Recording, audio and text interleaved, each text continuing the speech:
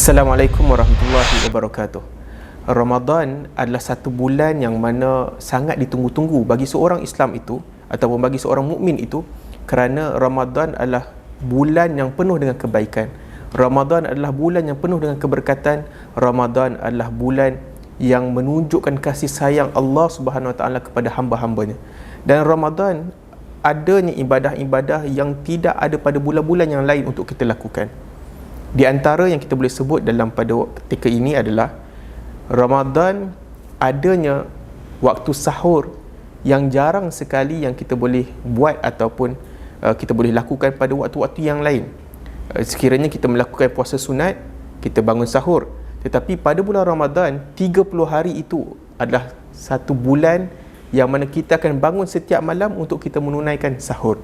Dan sahur adalah satu bentuk ibadah. Kerana bagi orang yang sahur, banyak kelebihannya, banyak kebaikannya. Dan orang yang bersahur ini akan diselawatkan oleh Allah Subhanahu Wa Taala dan juga para malaikat. Seperti mana yang disebutkan dalam hadis yang diriwayatkan oleh Imam Ahmad, kata Nabi SAW, "As-sahur akluhu barakah." Sahur akluhu barakah. "Fala tad'uhu walau an yajra'a ahadukum jur'atan min ma'in fa inna Allah azza wa jalla wa malaikatahu yusalluna 'alal mutasahhirin." Kata Nabi SAW, sahur itu adanya berkat ataupun berkat ataupun barakah. Maka janganlah seseorang itu, kata Nabi SAW, meninggalkan sahur kerana padanya, walaupun hanya kita kata Nabi, walaupun hanya sekadar kita meneguk air, seteguk air itu, bangunlah untuk kita sahur, kerana Nabi SAW bersabda, "Fa innallaha azza wa jalla wa malaikatahu yusalluna 'alal mutasahhirin." Kerana Allah dan juga para malaikat akan berselawat kepada orang-orang yang bersahur. Jadi biasanya kita melihat ataupun biasanya keadaan kita akan berselawat kepada Nabi SAW.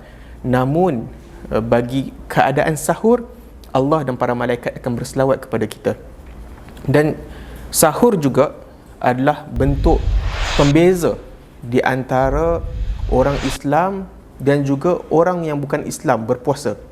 Kata Nabi SAW, "Faslu ma baina siyamina wa siyami ahli kitab aklatas sahar." Dalam hadis yang diriwayatkan oleh Imam Muslim, kata Nabi SAW, perbezaan di antara kita, iaitu orang Islam dan juga orang yang bukan Islam, ahli kitab, kata Nabi SAW, puasa yang membezakan di antara kita dan juga orang yang bukan Islam, ahli kitab, iaitu Yahudi dan juga Nasrani, adalah sahur. Jadi nak menunjukkan bahawa beza di antara kita dan mereka, hendaklah kita membangun sahur. Dan sahur mestilah yang terbaiknya kita melewatkan sahur, iaitu nak dekat-dekat hampir subuh. Bukannya kita bangun di tengah malam pukul 12 malam ataupun sebelum kita tidur kita dah siap-siap sahur. Itu tidak dinamakan sahur. Tapi sahur yang ditunjukkan oleh Nabi SAW adalah di penghujung malam, menghampiri waktu subuh. Itu yang pertama. Dan yang kedua, untuk kita menjadi seseorang yang lebih dermawan ataupun menjadi seorang yang lebih pemurah, banyak bersedekah pada bulan Ramadan. Kerana Ramadan adalah bulan yang dilipat kali gandakan pahala. Dan Ramadan ini adalah waktu di mana Nabi SAW akan menjadi lebih pemurah pada waktu ini. Dan kalau kita boleh melakukan banyak sedekah, seperti kita memberi duit kepada orang yang tidak berkemampuan, memberikan pakaian, dan juga kita memberikan makanan kepada mereka. Dan kata Nabi SAW, yang ditunjukkan oleh Nabi SAW, seperti yang disebutkan oleh Ibnu Abbas. Ibnu Abbas dia bercerita tentang perihal Nabi. Kata Ibnu Abbas, "Kana Nabi SAW ajwadan nasi bil khair." Kata Ibnu Abbas, Nabi SAW ni sangat seorang pemurah melakukan kebaikan. "Wa kana ajwadu ma yakunu fi Ramadan hina yalqahu Jibril." Dan Nabi SAW akan jadi lebih pemurah pada bulan Ramadan dan ketika mana dia bertemu dengan Jibril. Dan antara kebaikan kita bersifat pemurah, kita memberi makan. Dalam hadis yang diriwayatkan oleh Imam Tirmizi, kata Nabi SAW, "Man fattara sa'iman kana lahu mithlu ajrihi ghaira annahu la yanqus min ajri sa'imi syai'an."